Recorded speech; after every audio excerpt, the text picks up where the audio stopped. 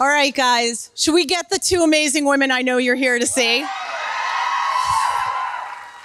The first one is the quiet legend behind the scenes, one of the reasons this show is even here today, executive producer Maril Davis.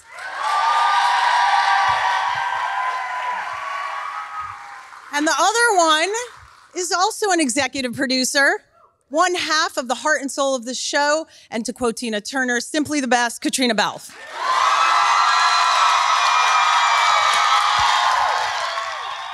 Oh, Tina. Okay, guys, you've been working together now for almost 10 years. Tell us about your friendship, your relationship. What's your favorite thing about working together? Do you like each other? I can't stand Caitríona. What is your favorite thing about working with me, Maril? It's so funny. I mean, we were talking about this last night that Caitríona got cast on my birthday, her cast anniversary. Is the 11th of, is it 11/11? Right now? Yes. Right now, everybody make a wish. I mean, we've been working together for so long. I mean, some of the things I love about Caitríona, one, best laugh in the industry. I mean, just when she laughs, I want to laugh. She's so smart and collaborative and just so much fun and so talented. We were just talking last night and I was just saying that, you know, this is such a tour de force this season for her. And they all are, but I mean, it's just, she really goes on a journey. But, you know, we've been together for so long. I start to get kind of teary about it because we've had our ups and downs and it's been a long season. We're both very passionate about what we do. And yeah, we've been through a lot together.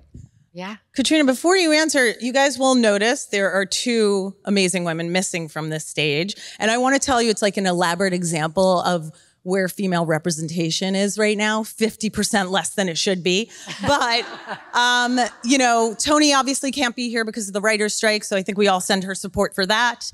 Yay. And we have a little message from Sophie Skelton who'll explain why she's not here. Hi everybody, I hope that you are having a wonderful time in Austin and a wonderful time with the incredible ladies before you, the women of Outlander. I'm really sorry not to be there today after some flight cancellations and some more flight issues. I couldn't make it, but we did everything we could and I'm super sorry to be missing it. But you're in wonderful hands. I hope you have a fantastic time championing the women on and off the screen of Outlander, the incredible characters that we have created and the incredible women that you see before you. Take it away, Resh, and loads of love to all. I hope to see you all soon. Thank you for your support and enjoy season 7. Bye. Aww. She was really I sad. can assure you there are more than 2 women working on Outlander. Yes. So well, back to your love letter to Maril here. Yes. Well, the thing is, I think Maril and I have become really good friends. And, you know, from the very beginning, Maril was like my go-to sounding board. You know, I was so green and I was so inexperienced and she was such an ally and such a support in like the very beginning. And we used to go running together. We thought we were running about 5K until someone told us it was about 2. You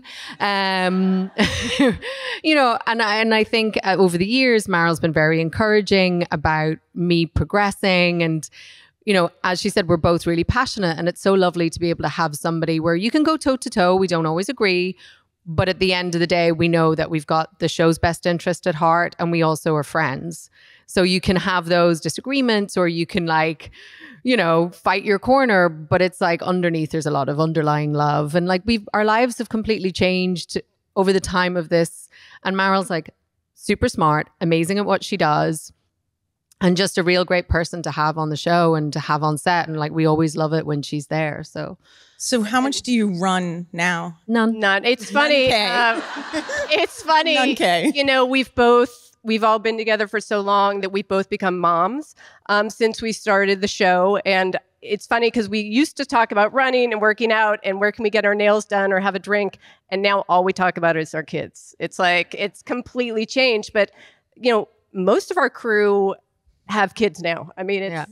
But also, I have to say, you know, Maril obviously had her kids before and she's been such an inspiration in terms of like how somebody is an amazing mom, but also continues to be a badass in business. So I take a lot of a lot of cues to try and like emulate her.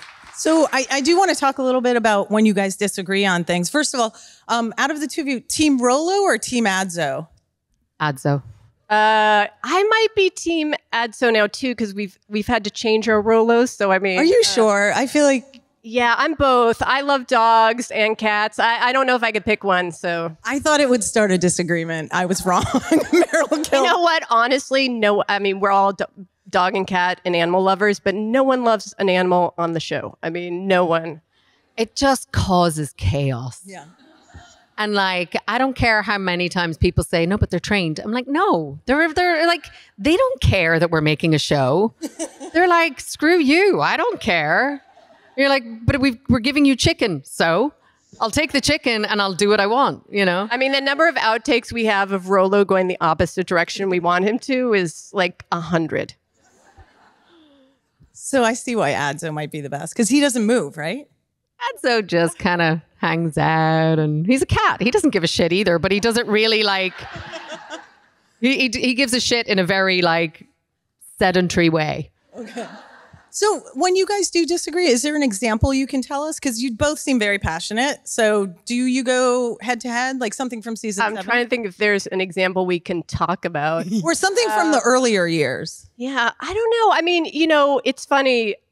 Once again, there have been times we've disagreed and gotten very angry at each other. But as Caitríona said, I think we have the basis of, or work through it to the point when I respect her as a person and her talent and her thought process and creativity. And I hope she does for me as well. And I think we can have those arguments, maybe be angry at each other, but then come back and be like, okay, we love each other enough that we're going to move past it. Once again, we both are very passionate, and sometimes that comes out in different ways. You know, I think a lot of the time, like if it happens on set where we have a disagreement, it sort of is like we fight our corner, and I'd be like, no, but I think this, and Maril will be like, but it's because of this and because of this. And then usually we get to a point where we're like, right, we'll do one of each. Which is always a good compromise. I think, you know, when it's script stuff earlier, you know, I think it's just like in a creative process, it's all subjective. So, you know, my feeling about why somebody, like why Claire might do something or what her feelings about something is, you know, feel very personal to me, but somebody else might have another understanding of why that might be. And Maril, by the way, is like, and I know you're going to test us later, but she is the like oracle of everything that's going on in the series. You know, she's lived with this series a lot longer than the rest of us. She knows the books in and out. She knows what's happening, you know, forward, whereas we're kind of all like, we kind of keep in pace with what we're doing on the show. So like, she'll be like, but it has to happen because of this or whatever. And, you know, I think if we weren't passionate and if we didn't feel so strongly, we wouldn't be as good at, or I don't know, but we wouldn't be good at what we do, because, you know, you have to feel that way. You're an oracle. The pressure. I know. I'm like, what if I lose? Just setting her up. Caitríona just setting you up for a fall. Well, last night I said to her, I was like, oh, I can't lose, because you feel like, because the actors sometimes aren't in all the scenes. So there might be people that Caitríona hasn't worked with, so it would be understandable if there was something she missed. I don't have that excuse. So the pressure.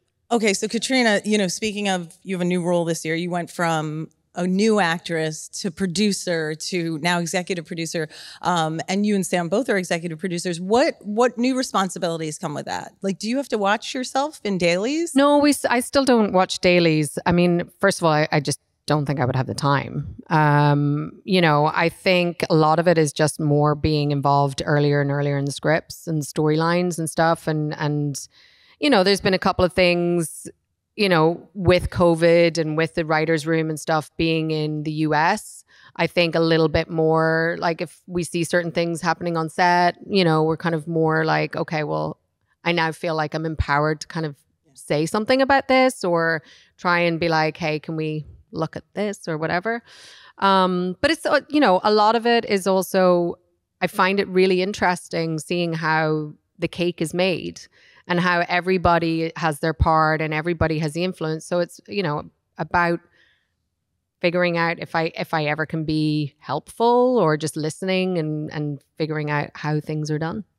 And also I will say it's been really nice because some people, when they get that title or when they're, you know, exposed to more, like, do you want to sit on production meetings or whatever, some people might go, oh, thank you, but not. And I know Caitríona and Sam both show up for those meetings and are really invested and interested. And I love that. There's a passion for filmmaking, not just in front of the camera, but also behind it.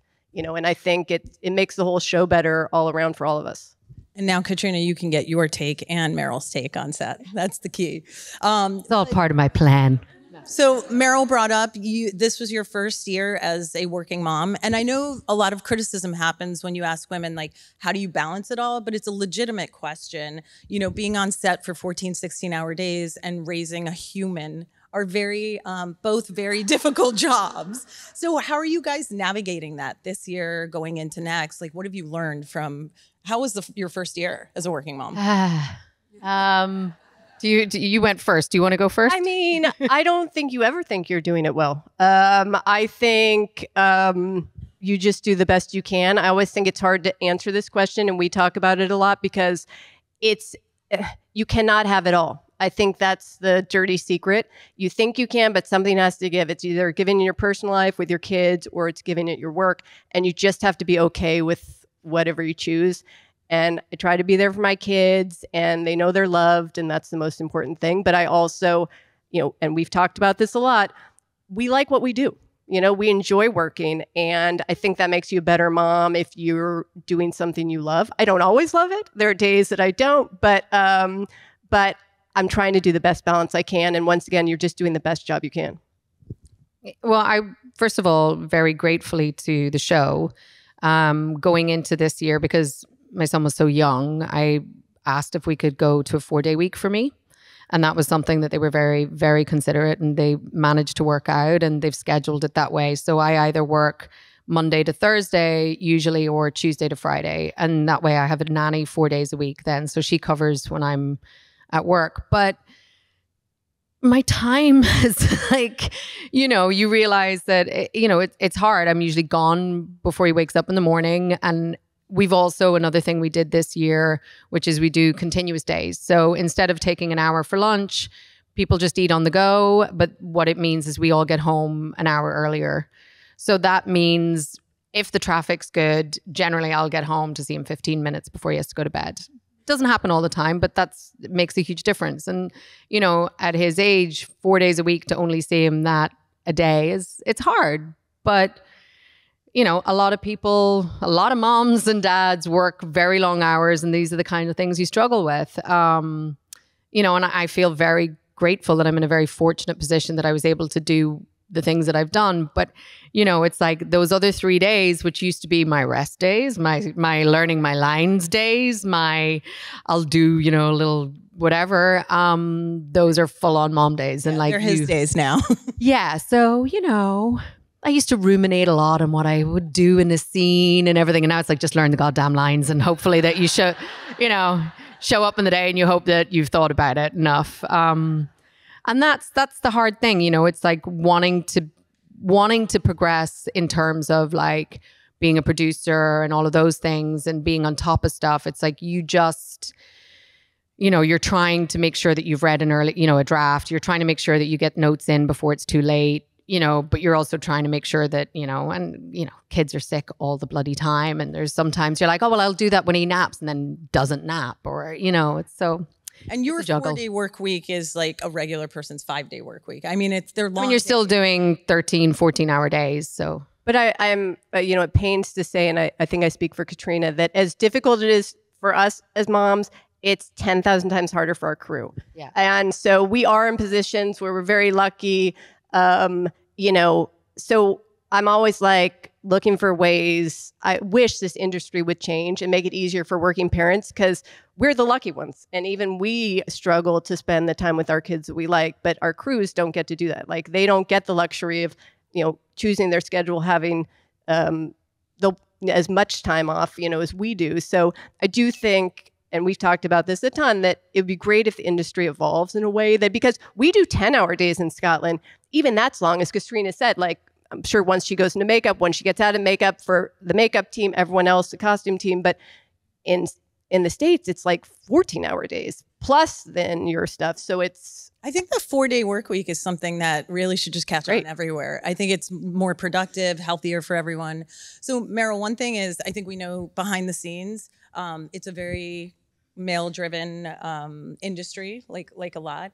But this year, you guys, this season, you have 6 women directors for the first 6 episodes. Can you talk a little bit about that? Yeah. I mean, I'll say Outlander has always been, I mean, we've always had a male showrunner, but we've always been very female dominated in a lot of ways. Myself, Tony Graffia, our writer, amazing, has been with us since the beginning, one of our OGs. We have a lot of women in the writer's room always. So we're not lacking with women. I still would like to see more women on the crew. I mean, that's one area that I think you really have to choose. Do you want to be a parent or do you want to work on a crew? But we have a lot of women, certainly in our writers' ranks, director ranks. We've tried over the years to get more. So. Yeah, but I think this season is probably the season we've had most women in the crew. Like we have 3 women, you know, and they're young, they're starting up, but in the camera department, which is the first. That camera department, well, no, we used to have 1. We had 2 in the beginning, yeah, but you're right. It's but there's definitely, it's changing, but it, you know, this doesn't happen overnight. And I mean, I know Maril has been talking about this for a very long time and figuring out how do we make it a more equal, but how do we make it more diverse behind the scenes? And, you know, you have to start at the entry level and you have to kind of, and as Maril says, like a lot of times with the crews, what happens is young women come in, they start off, they start progressing, they start moving up the ladder, and then they have to make a choice at a certain point, you know, whether it's in your late 20s or mid 20s, whatever, or your 30s or your 40s. Do you want to have a family? Do you want to, and then you step off that ladder. And it's very hard then to come back in. And especially the hours that crews do, it's nearly impossible to be, you know, to raise a child and work in that. You have to make the choice. And unfortunately, that's where a lot of women then step out of the crews. So I think. And I think you guys are trying to do a good job. You know, it's a systemic thing. So you have to change it from the top and also get entry level, get more women. And then when we take over the world, we'll have that 4-day work week. So maybe 3. So, you know, like you said, Tony couldn't be here and you have more women writers in the room and you always, I feel like, have had that representation. How do you think the strike is going to impact? I think we all are wondering, and I'm sure you are too, how's it going to impact season 8? Right now we're okay, but I mean, and I will just say a huge shout out to our writers. You know, I wholly support them. I miss them. It's been very lonely. We're pretty much at the end of season 7 and finishing things up, but I'm so used to having Matt, our showrunner, and Tony around in post and everything else, and certainly miss them. And they're such a huge part of our show. Everything starts with a written word. So huge shout out to them. But it will impact us if it goes for a while. You know, we will have to push probably because, you know, we start so early. I mean, we've been in the room for season 8, been in the room for the prequel. These things take time. So we'll have to make up that time somewhere. So right now we're okay, but depending on how long it goes, you know, like most shows. All right, we'll keep our fingers crossed because we've been through enough these last few years, I think. So Caitríona, like I said, you have gone from producer in season 5, then now executive producer. You're getting like a promotion every season. Yeah. As it should be. So is director going to be on your CV this year and next year? What am I allowed to say about this, actually? You can say it. I can? Yes. All right, so all of it? Yeah? Just A little bit, yeah, a lot. Okay. So tease for season 7. No, I am going to be directing an episode for next season.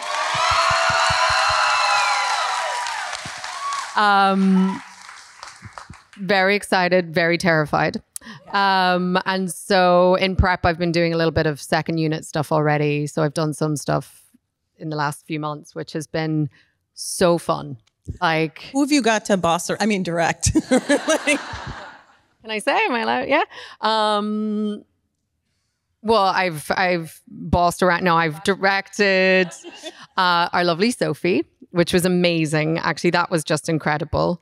And it's just like, it's so lovely because when you have a really strong relationship with somebody and then you get to work with them in this other way, and everybody has been so supportive, like all of our crew, Maril, Matt, everybody, you know, it's just been such a lovely place to kind of get to do this. And that's why I wanted to do it here, because I knew that, you know, this is like safe space, and our crew are just amazing. So Charles and Izzy, and Joey and Izzy as well. And I have to say, it's been so much and fun. Myself. Yes, yeah, exactly. Yes. She was a real piece of work, that one.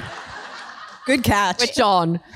It's been so much fun. I mean, it kind of felt like it took me back to our first season. It just was, Caitríona was so excited. She's so passionate about it. And we've had so much fun during the second unit stuff. And it's just been, for me, it's just lovely. She's wanted to do this for a long time. And Matt and I felt certainly like, you know, we definitely wanted to give her a chance. And we've just been so delighted with how she's taken that and really stepped up, and so excited to come to work and do the job and do the work. And it's just been really fun. It's been really fun. So have you directed Sam yet? No. In season 8, are you terrified? A full episode? Are you allowed to say? Okay. Yeah, it'll be a full episode. Okay, great. Excellent. So yeah, that'll be happening. Yeah. So, you know, you and Sam have been on this journey together. Has he ever expressed an interest to you that he wants to direct, to either of you? I think he definitely would. I think he definitely would like to. I think he hasn't necessarily wanted to on the show, just because I think at the moment he has 7 million jobs. Yeah, I was going to say, do you so, think he has time? I mean, I don't like when does that boy sleep? I don't think he does. It's just, it boggles the mind. Yeah, I don't know. I mean, it's funny. Yeah, I think at the moment he has so many amazing other things going on that, you know, I think he would like to do it maybe afterwards. Okay. I will say it is, I mean, there's very particular circumstances in which this can be done, because they're in everything. And it is very hard to direct an episode of something you're in so much of. It doesn't give you, do you know what I mean? You can't fully relax in the director role because you're also in acting mode and doing lines and everything else. So it is hard. And this is not an easy show to do that in. So there has always been that difficulty of how to do that. Is it like being a working mom? Do you have kind of, yes, everything? Exactly. But there's also, I mean, the only way that this has been possible and the only way it will work is that, you know, I'll do my prep before we start. So it's like, it won't be the first ep aired, but it will be the first one that we shoot. So otherwise I would never, you know, we do such a deep prep on this show, and having now seen what goes into, you know, doing stuff in second unit, even just for a scene, there's so much prep. There are so many decisions to be made. There are so many different people to talk to. There are so many meetings, all the meetings. So you have to, so I'll start prep an awful lot longer than I would have normally as an actor. I'll start like 5 weeks before or something like that. And then we'll shoot that, and then it'll just be continuing then as an actor. So Maril, you've watched Sam and Caitríona grow on this show, I think. What would you say it is that you've seen in their dynamic? Why does it work so well on set? Is there a story you can share? I don't know if there's a story, but you know, I do remember early on, obviously everyone knows we cast Sam first, and we had a very hard time finding our Claire. But I remember talking to Ron in our offices in Scotland and saying, if this pairing we don't hit this one out of the park, might as well not make the show, because it's so important. And, you know, when we saw Caitríona's tapes, we were like, ding, ding, ding, ding. We've seen so many. I mean, help, please, he's falling over. I hated that line for so long because we'd heard it so much. But I think when we saw them together in Los Angeles, I remember this like it was yesterday, that chemistry was there, and they've always, and they can speak to this more than I can, but that friendship and that chemistry has always been so evident. And they just work so well together, and you see it on the screen, you see it in real life, and that relationship, and we've always hoped that they would stay that way, and that they would continue that friendship, and it has, and it's grown. And I don't think I have a story about it. It's more that, you know, I have so much respect for the two of them that they have been able to have this friendship. But they're also the only two. There are those of us who have been on the show from the beginning, so we can all share in that experience. But they're the only two that have been in that position. And they've remained really strong. And I think that has helped guide our show in terms of there hasn't been a falling out between them. They've maintained, they know how important that is. Super annoying. You guys never fight. It's like perfect. Oh, I'm sure they fight. But Weirdly, like we've never had a falling out. We've definitely irked each other. Yeah. Like little kind of like, but we, you know, I think it was a very conscious decision in the beginning. Like we, you know, I think I've spoken about this before. We were getting our hair ruined for about the 5th time down in London before we started filming. And he and I went for a walk in Hyde Park, and we were just talking, and we were like it was literally, we were like, look, don't know what this is going to be, but we're going to be the only two who know what it's going to be like in this. So we have to have each other's backs. And we did, like we made that decision, and it's always been that way.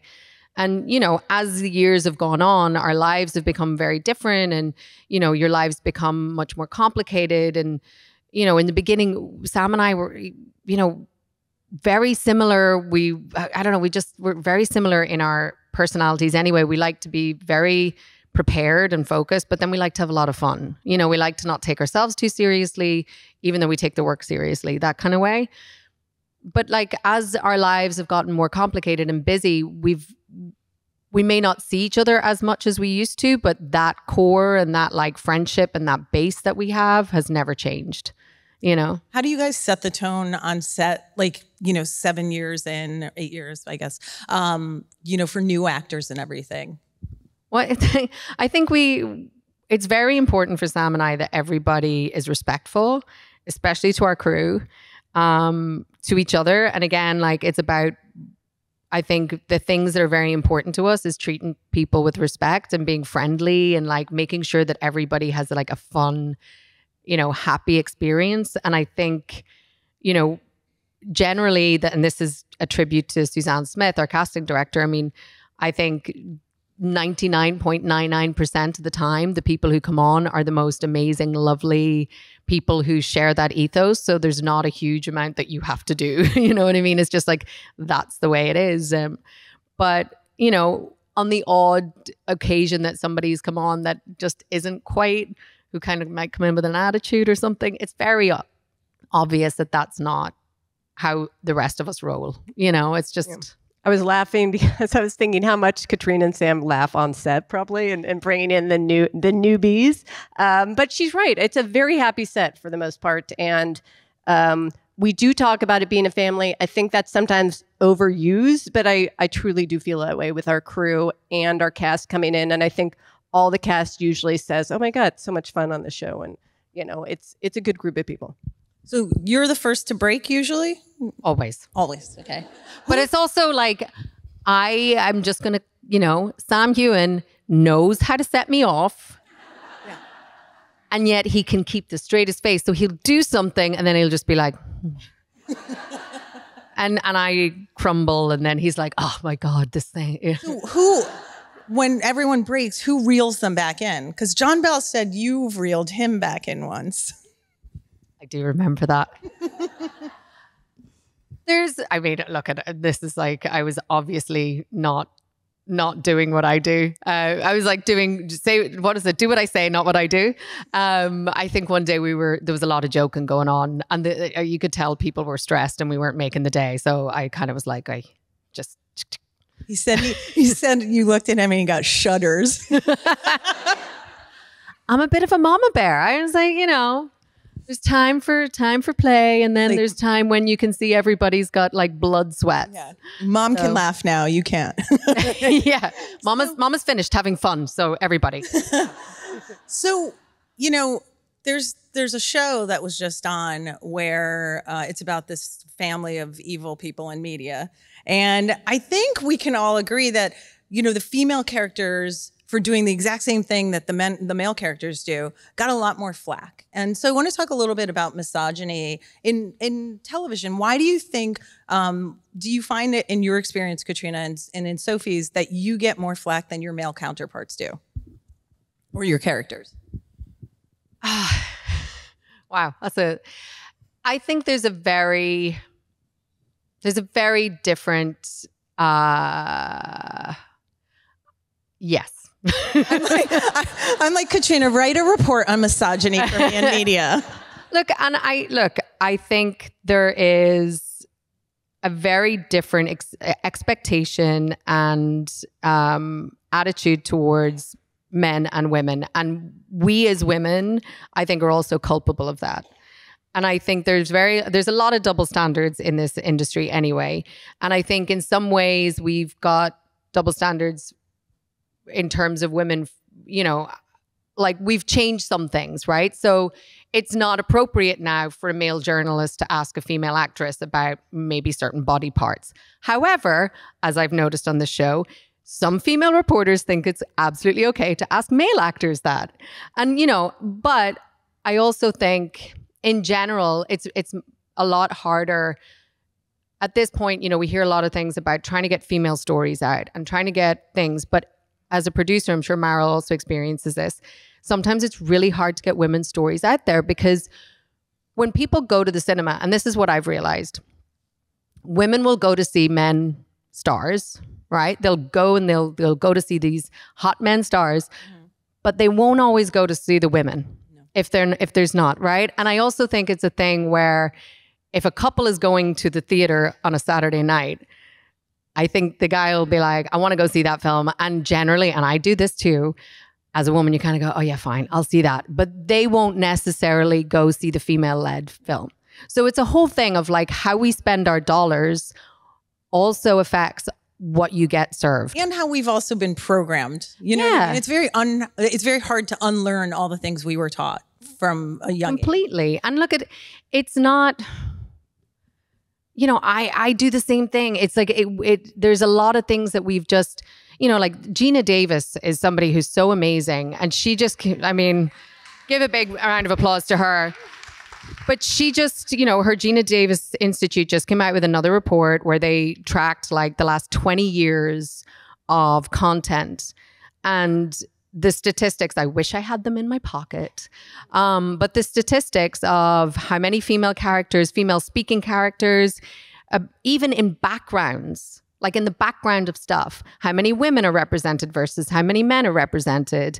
In kids' TV, like how many female characters, our children are being served versus male characters, and what their agency is and what they get to do. Like this all programs us and informs us into what we expect out of the world.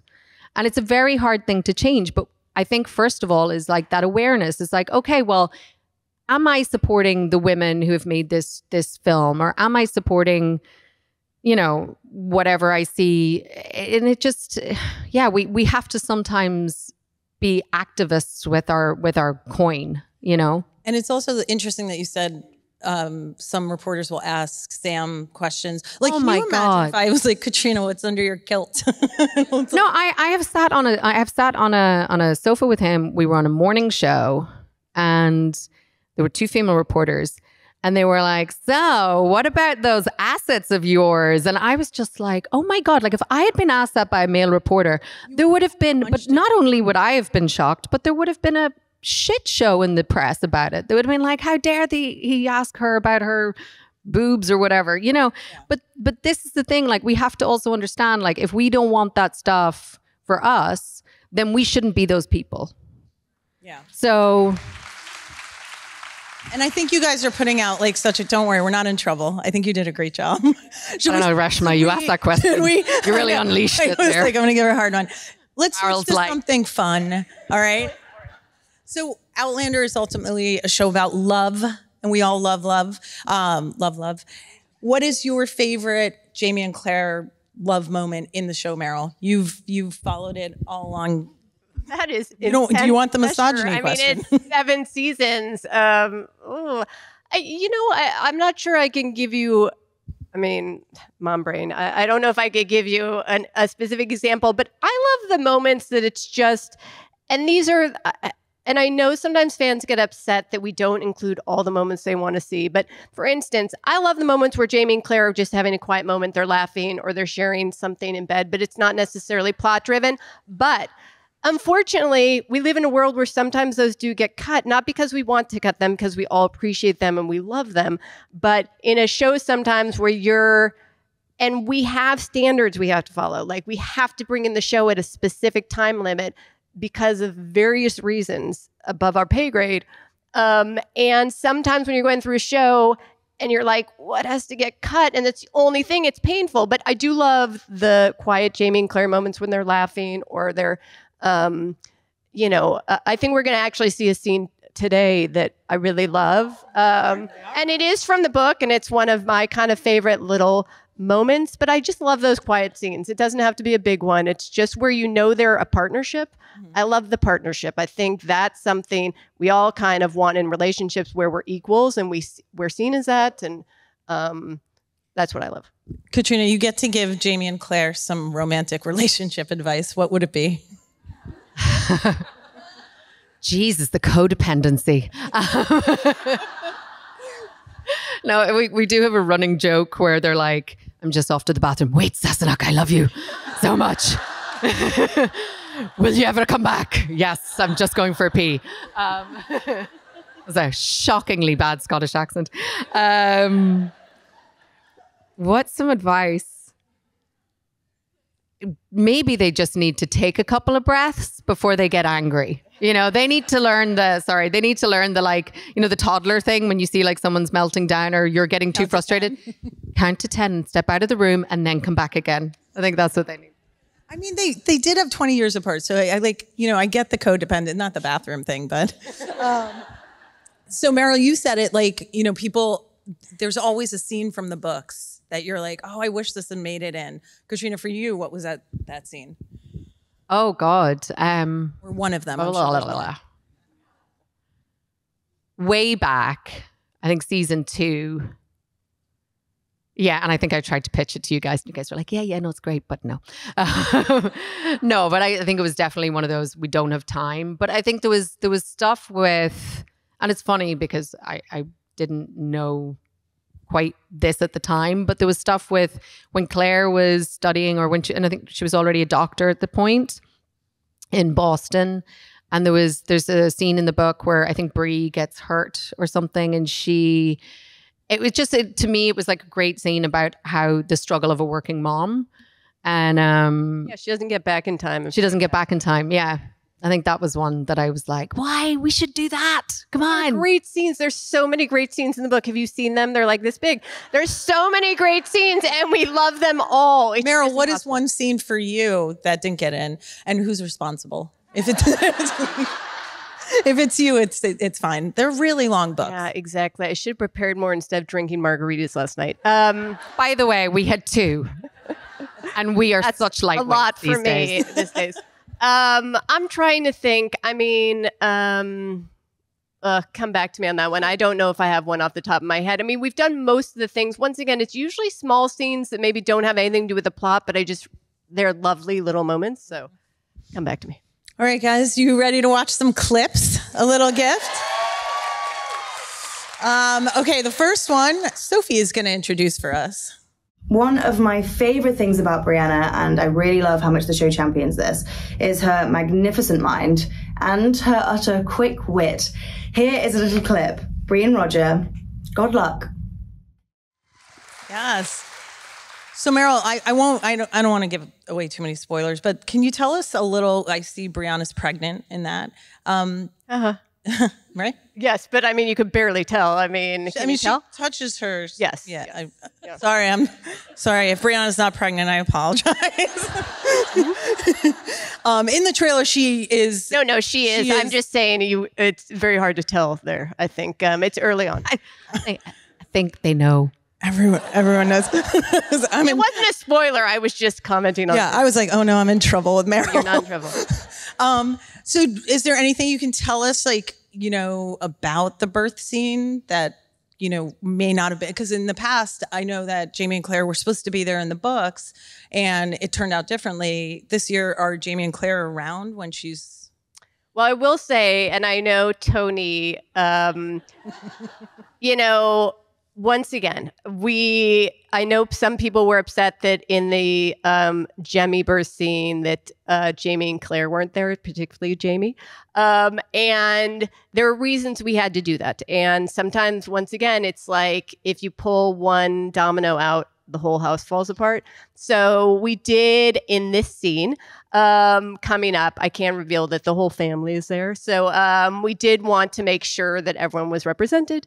Because I think we're not deaf. Do you know what I mean? We can't, unfortunately, the show is made before any reaction is, but we are big fans of the books. We do want to please everyone and ourselves. So it was a lovely scene. It was a long day. Oh my God, that was a lot. Birthing scenes are always really awkward. And I don't mean to pick sides, but if I'm giving birth, I don't want Jamie. I want Claire. Oh, Claire's there. Don't get me wrong. I mean, the doctor is there, so that's the most important. The doctor. Okay, ready for this next clip? I'm not going to even introduce it. You might know them.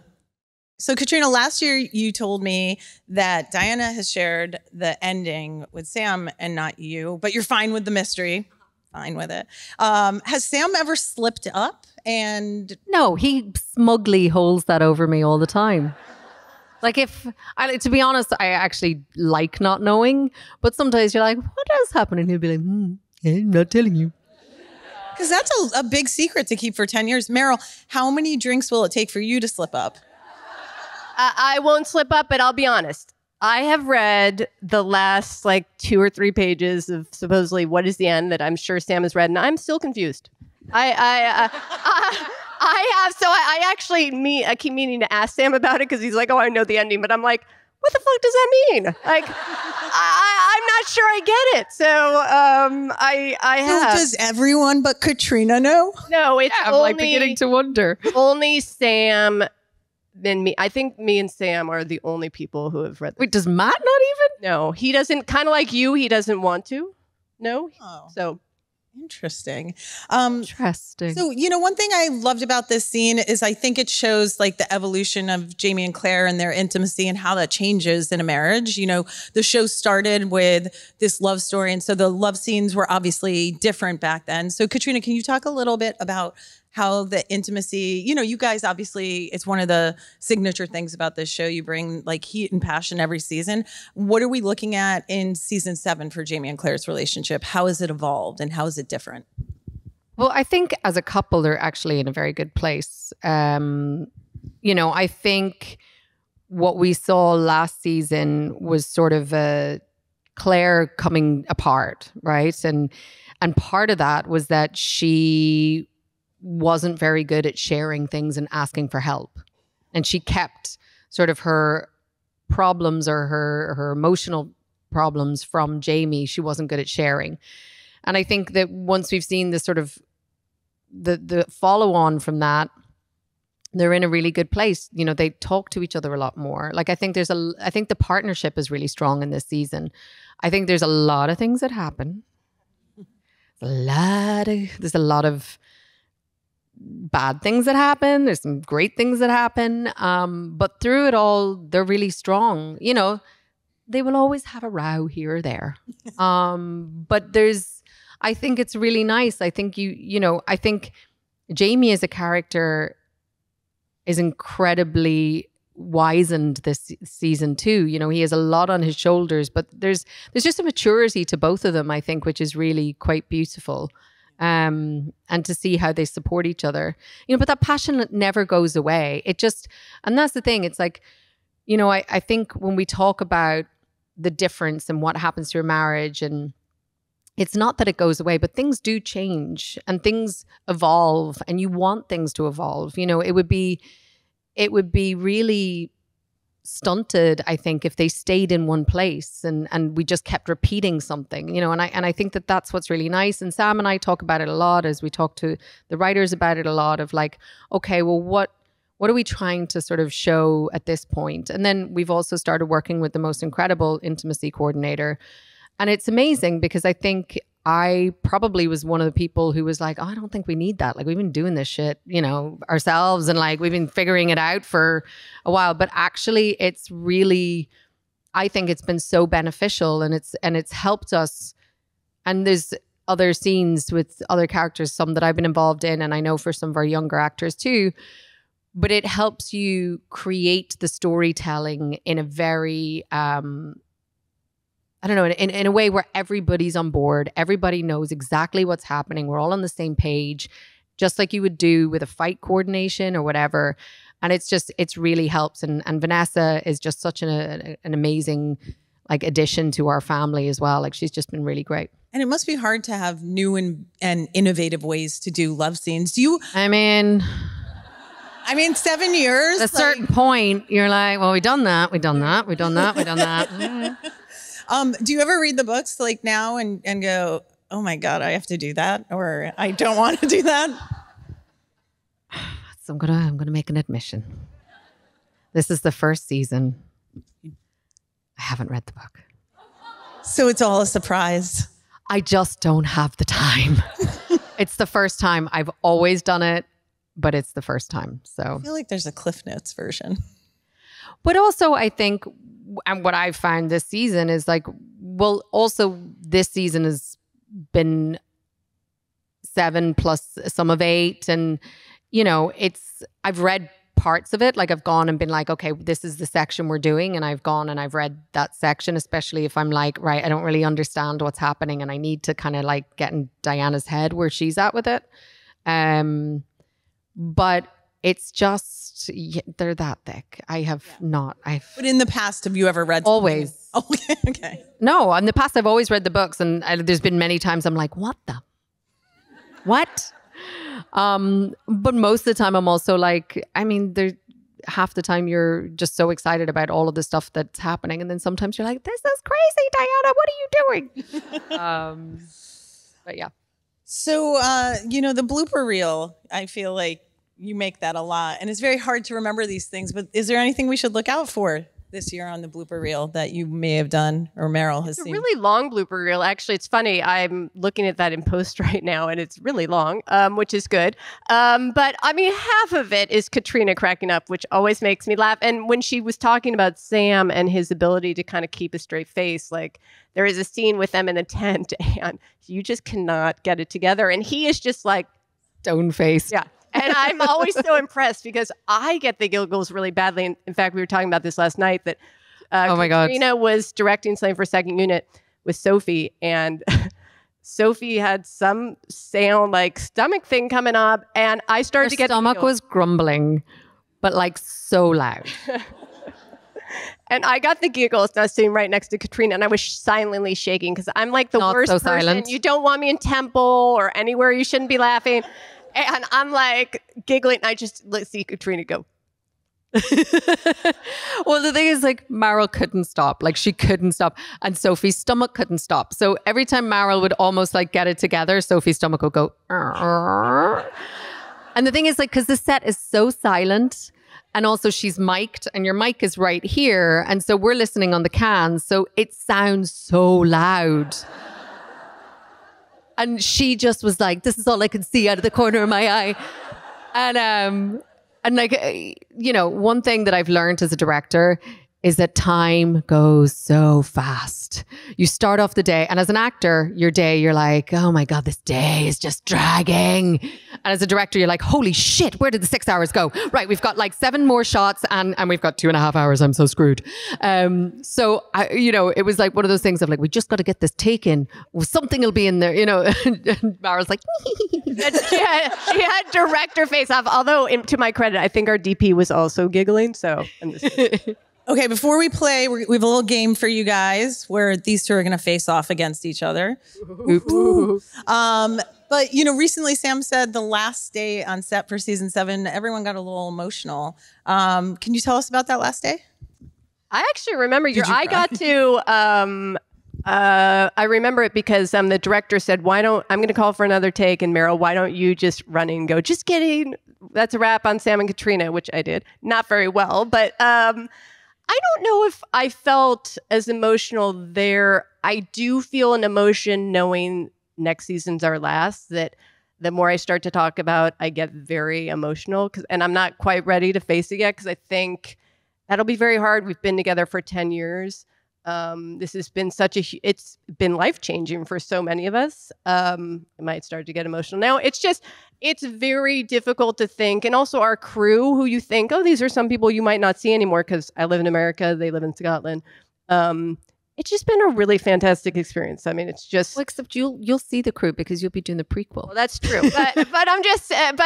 different people. Sam, but you're going to miss. No. Well, of course. No, and she just... But it is true. Like, it has been... and I think I can speak for Matt and Tony and Ron and all of those who have been on that long.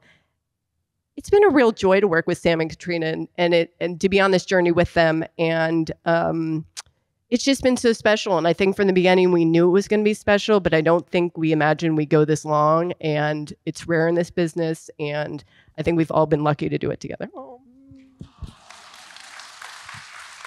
Now I'm getting emotional. I mean, watch us when season 8 comes out. That's going to be I know. All right, let's play the game. And we don't want everyone bursting into tears up here. Okay, so this game, it's Outlander trivia. And Sophie's going to kick us off with one question. Here's the rules. Caitríona and Maril are against each other, but they can ask you guys for help twice. Oh. You lose a point when you do that, though. Okay. Do we just yell it out, our answers? So you need a buzzer sound. Oh, okay. Yeah. There it is. Okay. Maril. I'm going to keep it right here. No, I don't know. I'm going to have to, mine's going to be spur of the moment.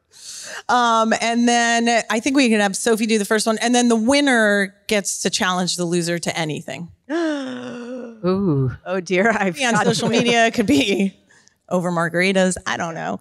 All right, guys, let's play the Sophie clips. Sophie's going to ask us the first one. When Brianna and Claire fight, when Bri learns the truth about Frank and Jamie, what does Brianna call Claire? A bad doctor, a woman of the night, a bad liar, a bored housewife. Oh, someone said, "Oh, come on." I couldn't hear the first one, but I can read it. I can read it. A woman of the night, a bad doctor, a liar, or a bored housewife. I think it's bored housewife. Oh, sorry. Did you beep? Did you beep? Yeah, you didn't beep. You didn't follow the directions. I think it was a bad housewife. No. Bored housewife. Do we give it to her? Do we give it to her? Yes. All right. Caitríona has 1 point. Boop, boop, doo. Are you ready? Let's go to the next. I just want noted, though, that I did know the answer. And I just... Yeah. Okay. Get ready to do your me thing. When Jamie sees Claire's red dress in season 2, he claims he can see. Yes. All the way down to her navel. Oh, it's a trick here. Ready? Oh, shit. No, you're good. You're good. So she's already done it. She got it. She got like half a point. I was going to say her third rib, her feet, her bra, or London. I don't know why. Say those again? Her third rib, her feet, her bra, or London. I think it's her third rib. Correct. Really? Yeah, he says the navel thing first or second and then the third rib. No, actually, I don't remember. Did we film that? Or is that from the book? I don't know. We can rewatch it after this. All right, I'll give you the point. Wait, what? No. And you. Yeah. Like You both. didn't get it. Yes, I did. Did I not get it? You got it. Oh, just give her the point. He's like turning on me now. Okay, when Dougal accuses Jamie and Claire of betraying Scotland and he and Jamie get into a fight, how does Claire help Jamie? Don't buzz yet. Oh. Okay. She throws herself in front of Dougal's sword. She yells for help. She breaks a chair over Dougal's head. She pushes down on Jamie's shoulder to push the knife. She pushes down on Jamie's shoulder, then puts the knife in. Yes. Are you keeping score? What do you guys have? I've got 2. 1. Okay. Who does Claire talk to convince Father Fogden she is healthy enough to leave and go find Jamie? A goat. Yes. Coco. Yes. She gets it. But I didn't even get it. She's not following the rules. I know. Why? What? If you know, No, but I gave it to Jeopardy. her. Do you have to wait to the end of the question? You do not. This is my game and I just changed the rules. Okay. Claire's 2 wedding rings that Jamie gives her are made from what 2 items? The key to Lollybrock, And also the, I think something from the hilt of his sword. Buzz in, Caitríona. This is your moment. Should I multiple choice? Oh, multiple choice, go on. Yeah, his kilt and Jamie's clan crest, key to Lollybrook, and his mother's candlestick. Oh, and his mother's candlestick, wasn't it? Yeah, it's the bottom of the. Next one. Caitríona got that one. Right? You got that one because you buzzed. Yeah. Yeah, I saw it. I gave her the first answer.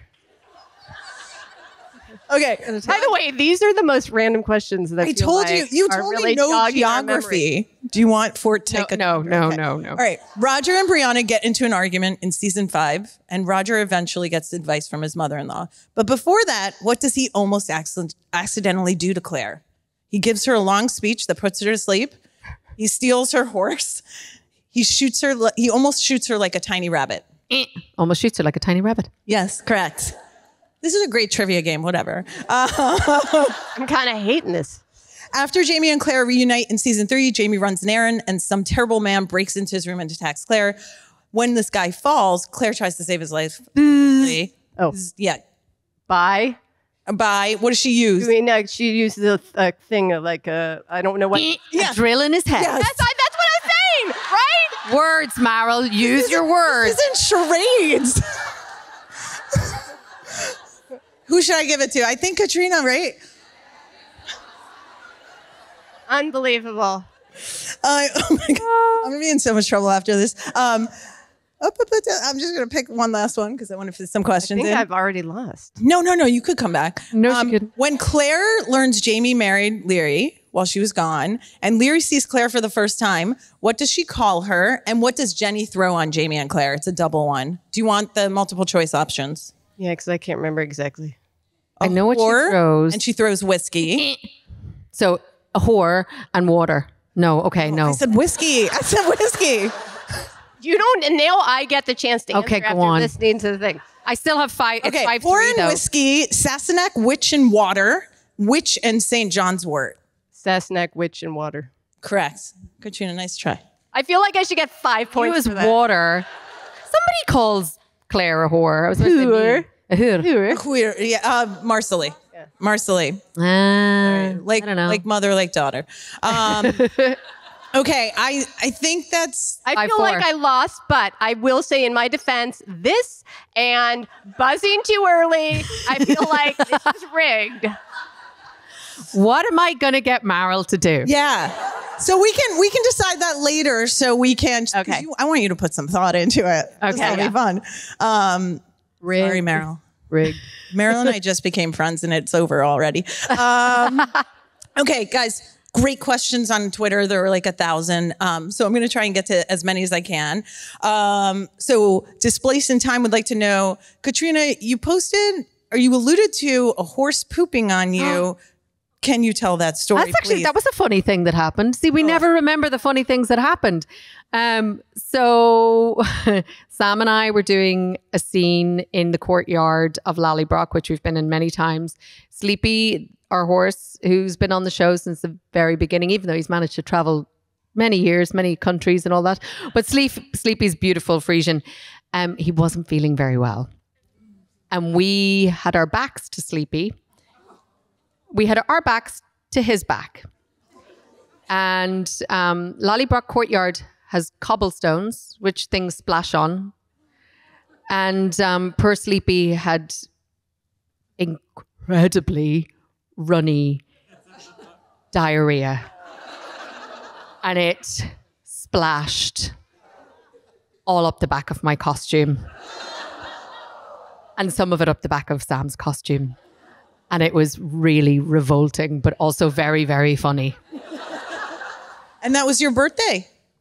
Or around your birthday, I think? That's what... Oh, maybe it was. I don't remember that part. What a great gift. I do remember birthday. it was my new makeup artist started on that day. And she wasn't really supposed to start that day. She's like, this is a shitty job. She was like, this is Literally. So shout out to Sophia Knight. Also the costume department. And the costume department had to, there was frantic phone calls about where the doubles of all the costumes were and like drivers screeching off, and it's very funny. Okay, so Tiny Sunny would like to know, Caitríona, you once did a World Child Cancer and Outlander collaboration in the earlier years before the series comes to a close. Will we see something like that again? Yeah, I would love to. I've just, I did a thing with them recently. There's a shirt. Yay. Yeah. Do you know, oh, hello. Yeah, you know, I think I was talking to Liz, one of the girls at World Child Cancer, about that. Do you know, it's hard to find, and I'm open to suggestions, like a good company that can partner with you who doesn't take huge amounts of the profits to facilitate all of the stuff. But I would love to, if you guys would like it. All right, guys, send in ideas. LMB would like to ask, if you could go back to your past self in season 1, your younger self, starting out on this Outlander journey, what's one piece of advice you'd give her? I'm going to let Maril answer that first. Yeah. You know, I think me 10 years ago as a female producer thought I had to come out swinging a little bit. Thought I had to have a bigger voice to be heard as a woman. And I think I've realized over the years, and I've learned the hard way, that you don't have to do that. Do you know what I mean? You don't have to come out swinging and come out like that. You can. There are other ways to get the way you want, and it's taken me a long time to learn that. So I think I would advise that to my past self. I mean, I think there's a lot of things. It's sort of in a similar way to Maril. I think, you know, when you're in the job, a lot of the time, especially in the beginning, I felt like I was surviving. You know what I mean? I was just like, I don't really know what I'm doing, and I just need to get through the days and like make sure I'm trying to do the job that I've been given. But I think as you go on, you kind of wish you'd sort of realize a little bit more about how you could advocate for just a lot of things like we've discovered over the time. Like, you will still get the show made, but maybe you can get it made in a way that's like healthier and like better for everybody. And sometimes, you know, if you're the person at the top of the call sheet, you have more power to advocate for other people. And that's something I've learned as the time has gone on. And I think, you know, we've realized that these, you know, like continuous days and things like that, it's better for our crew. It's better for everybody. And, you know, I think season 1, it was like really tough on everybody. And I think, you know, it would have been nice to sort of know that this existed then. You know. So Diane would like to know, what is your peach and pit for both of you for season 7? And Caitríona actually brought that up when we first talked last season, and then you and Sam tried to talk about peach and pit, and it went really downhill. I think Sam thinks it's peach and apple to this day. So peach and pit is your high and your low of season 7. My peach is, you know, season 6 was really tough across the board. COVID. Obviously, Caitríona was pregnant. There were so many variables of season 6. We had to stop early, and we didn't have as much of a presence there. We always have a presence, but the writers and producers, it's like we could only send one person. And season 7 has been a revelation. We were so excited to be on set. The atmosphere is great, and it's always great on set. But we were so excited, and as a whole, it was a long season, but it didn't feel that long. You know, we filmed for a year, but it felt quicker, and it was so exciting, and that's my peach. My pit is, I mean, the weather is always my pit. I just feel like it's actually not that bad this year. But it wasn't still, I mean, it wasn't also, it's fucking cold there. I mean, always. And people are so tired of me talking about it, but it is. And you're constantly thinking you're sending your crew out in the rain and the cold. And so that's my pit always. Trying to think. I think my peach and pit are going to be, and I'm going to be a bit vague because it's stuff I can't really talk about, but I think it's Ep 11, but there's a sequence of scenes that were really challenging. And I think my pit was trying to figure out how we were going to do it. And it was really tough. And it was also a tough time personally because it was not that long after my dad had passed. And it was like a very hard thing to sort of get myself into the headspace for. And there was it was a big struggle about how we were going to do it. There was lots of notes going back and forth. And then I think my peach was that and this is big thing to the writers and to Vanessa and stuff, but we figured out a way to do it. And I think there's always that thing of like when you find something that's really, really hard and tough and you're like, I think that's the first time in my life with work and especially on the show that I was like, I actually don't know how I'm going to do this. And it was it's very hard to sometimes figure that stuff out. But once you do, I think that always feels like a really good thing. Oh, that's great. Peach is everyone on this show. Okay, last question here. Chris, OL, and more would like to know, we see Claire pick up a sword. What was it like picking up a sword? And did you accidentally hit Sam with your sword, as he's known to do to you? No, I accidentally hit our cameraman, Ed, who was very nervous anyway, and I didn't help the situation.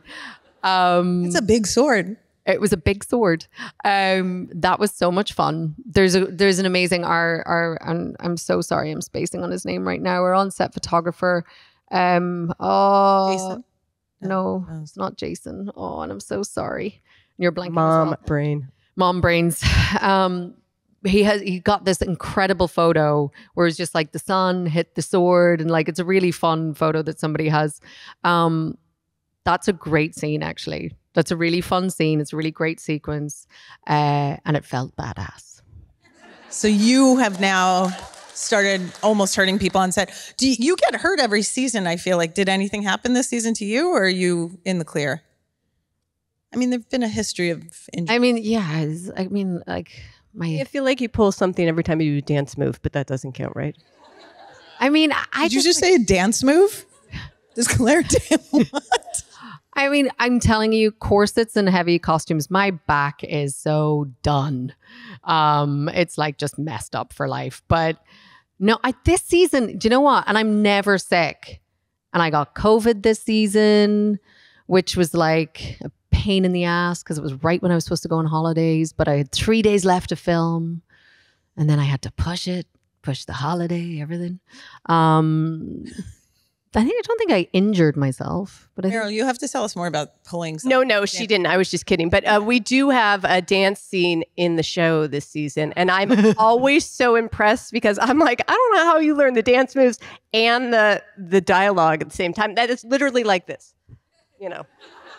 I thought that honestly, myself and Ben, neither of us are natural dancers, I would say. And there was a couple of rehearsals, and I'm like, when did Claire learn this dance? Like, this is what I'm always like, when did she go, oh yes, you know, here I am in Fraser's Ridge, but I hear there's a popular dance at the moment, then I'm going to spend the next 25 minutes learning this TikTok dance that everybody's going to know. You know what I mean? Like, it's like, when did they all learn the steps? That they all know. It's always something that I'm like, how does she know this? Young Ian is doing the TikTok. Is young Ian being like, hey, word from Wilmington is we've got this really cool new dance. Everybody out on the front lawn, I'm going to show you all the steps. Well, it's so funny. Late last night on Twitter, someone said, Caitríona and Sam, will you ever do a TikTok dance challenge? Oh, with John Bell. I feel like he does a lot of those TikTok challenges. I feel like he's gotten me. Did I not? Like a dance challenge. I just like, no. It'll never happen. Meryl, if you had won the trivia game, which you didn't, you could have challenged her to that. Maybe I'll get Meryl to do it. Okay, that would be amazing. No way I'm challenging Caitríona to dance off. I mean, if that tells you anything, I'm not a natural dancer. I should have been, but I'm not. Okay, one last question from the audience here. Caitríona, what scene was the most difficult emotionally for you to film? I think you kind of just answered that. Yeah. So great question. All right. She's that good. I preempted that because I'm a time traveler. Okay, guys. Unfortunately, we are out of time and it went so fast. But I have to say, you know, thanks to these two women on stage and all the boys that aren't here and all the cast and the crew. Outlander, you are in for such a treat in season 7. Each episode feels like a feature film. They've done such a great job. And for those of you who are getting sadder that you're getting closer to the end, I think the community you guys have created shows us that art is forever. This brilliant show will never really be over. Give it up for Caitríona and Meryl. Thank you so much to everybody for coming out, really.